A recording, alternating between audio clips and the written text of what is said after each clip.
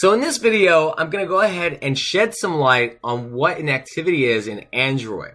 So we already created our application. We created that sample application in the last 4 videos. Now let's break down probably our most prominent component of Android, the activity component.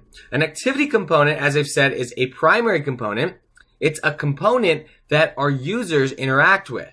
So activities have layout files associated with them, and these layout files define the user interface for that particular kind of activity. So let's go over to our file structure here. You'll notice if I go to the Java folder and I open up my package folder, com.thomasbrown or com.thomasbrown.hello Android. Remember, we defined that. This is where we're going to find our activities. So if I click on this main activity, you'll notice, well, I already actually have it open, but you'll notice it should open up for you.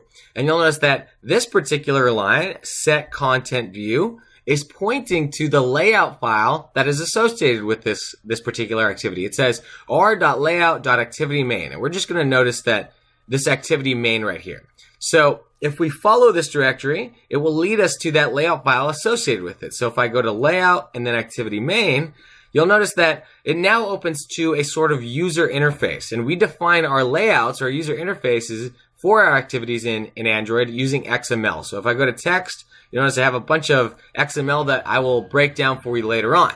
What's important though here is just to know that for every activity, we have a layout file associated with it that defines the user interface for it, right? So we have our main activity and then the layout file. So another thing I want you guys to note about activities is that we can have several, and actually we usually have several kinds of activities in our application. And these are all loosely bound to each other in our application. And the way that we start them is by using something called intent. So let's say I'm on one activity that displays a list of contacts. I might have another activity that when I press a contact, it opens up the view for that one single kind of contact, right? So when I'm selecting contacts or when I'm viewing all those contacts and I press it, I will use what's called an intent to start another activity. And this is the way our activities kind of work in Android. A bunch of activities, and then we start them when we need them. And when we start another activity, the activity we were previously on is suspended, it stops, and then that one starts.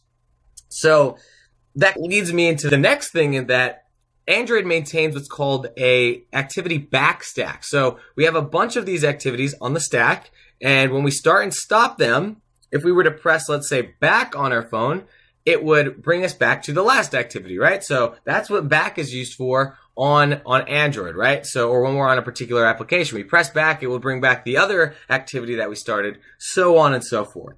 So I don't want to ramble too much here. Let me just make sure that I got everything, for our nutshell activity description. So another thing I want to mention is all activities have what's called a main activity, and that's the activity that the user first sees. So you'll notice that we have our main activity here. Yours might not actually be called main activity. It could be called something different, but every activity, or rather every Android application, has a main activity. And as I've said, that is the activity that is first shown when we start our Android application. So just to recap, activities are our primary component that the users interact with. They always have a layout file associated with them.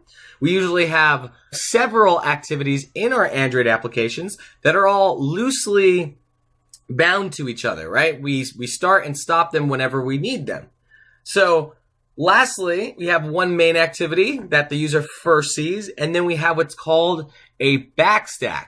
And that stack is essentially whenever we start or stop an activity, we want to know when the user presses the back button, how do we get back to the other one? Well, Android does that for you. All you have to do is press back and it will open up the last activity that you had started.